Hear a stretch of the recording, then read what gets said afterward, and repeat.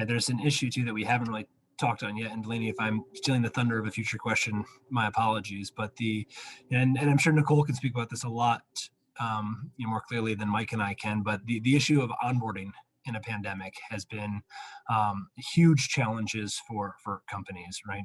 For your salaried staff that you're onboarding remotely, right? Getting them trained and ingrained in your culture remotely is incredibly challenging, to put it lightly. And when you look at your operations staff, right, onboarding them without everyone physically there to help train them and for them to meet their support staff, right, it's not easy. And so really putting some thought into, hey, the way that we've onboarded in the past might not be right for the way that we need to onboard in a hybrid work environment. Sure. Yeah, completely agree with that. I think it's a huge challenge from a salaried perspective.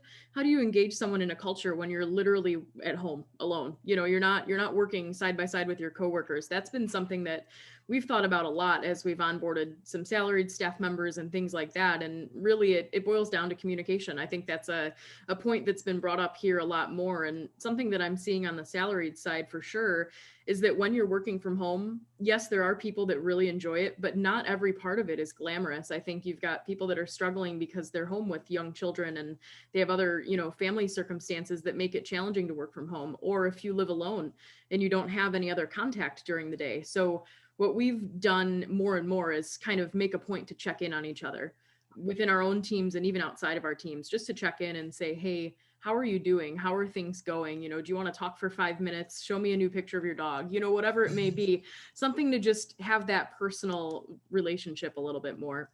But from an operations standpoint on site, yeah, onboarding looks totally different. Last year, we totally revamped our process and created, instead of a PowerPoint that someone would speak to, a PowerPoint that literally you hit play and everything goes. Because if your resources aren't there, at least you're hearing a voice and people are explaining different things. So I think that we've had to think about that outside of the box a bit.